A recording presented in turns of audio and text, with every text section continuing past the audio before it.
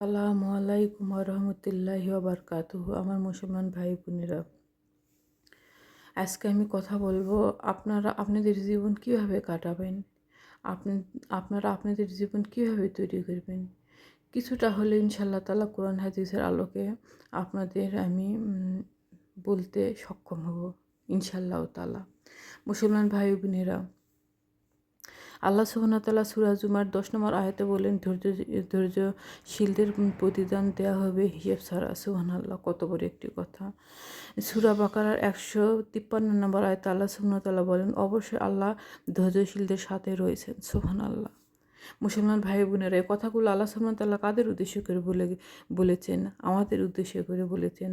আমাদের জীবনের সর্ব অবস্থায় সৎ থাকতে হবে, আর এবং অবশ্যই সেটা ধৈর্যের সঙ্গে। আর কি করতে হবে? আল্লাহর পথে চলতে হবে। কিভাবে? যে যেভাবে পারবে, কারণ সবার জীবন তো এক নয়।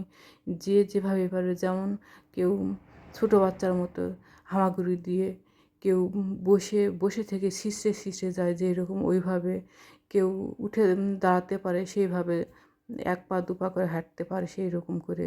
আর যে হাঁটতে পারে সে দৌড়ে দৌড়ে যা ধাপ ফেলে, যেমন ওই রকম করে। তো আমাদের আমরা যে যে অবস্থায় থাকি না কেন, সর্ব অবস্থায় আল্লাহর পথে ধৈর্যের সাথে ন্যায়ের সঙ্গে থাকতে হবে।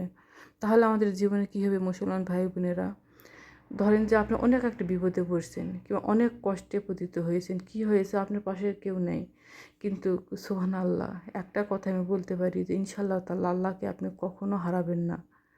কারণ এটা হচ্ছে আল্লাহর কথা। মানুষকে ভালোবাসলে অনেক আগলে রাখে, যত্ন করে, তা যাতে যেন একটা কাটা ও আঁচড়ও তার গায়ে না লাগে। অথচ আল্লাহ সুবহানাহু ওয়া তাআলা যখনই ভালোবাসবে তখন কী নিবে? কেড়ে নিবে। ওই ব্যক্তি যত কিছু পছন্দ করে তার জীবন থেকে কেড়ে নিবে মুসলমান ভাই বোনেরা। কেড়ে নিয়ে আল্লাহ পরীক্ষা করবে। যেমন ইব্রাহিম আলাইহিস সালামকে কী করেছিল? আগুনে ফেলে দিয়েছিল। ওখান থেকে তো আগুনকে জয় করে ইব্রাহিম আলাইহিস সালাম আর 7 আসমানের উপরে আল্লাহ সুবহানাহু ওয়া তাআলাকে খুশি করতে পেরেছিল। তো আমাদের ওইরকম হতে হবে, শক্ত, দৃঢ়, আর কি ন্যায় ঈমানের সহিত।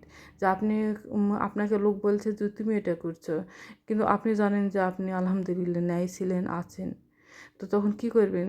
2 রাকাত নামাজের দাঁড়িয়ে আল্লাহ সুবহানাহু ওয়া তাআলার কাছে চোখের পানি ফেলবেন আর বলবেন যে আল্লাহ তুমি জানো, যে আমার জীবনের মতো যে তুমি জানো আল্লাহ সুবহানাহু ওয়া তাআলা, যে আমি এই কাজটি করিনি। ওই কাজ করা তো দূরের কথা, ওটা আমার মাথায় আসেনি যে এরকমটা হবে কিংবা এরকমটা আমি করব।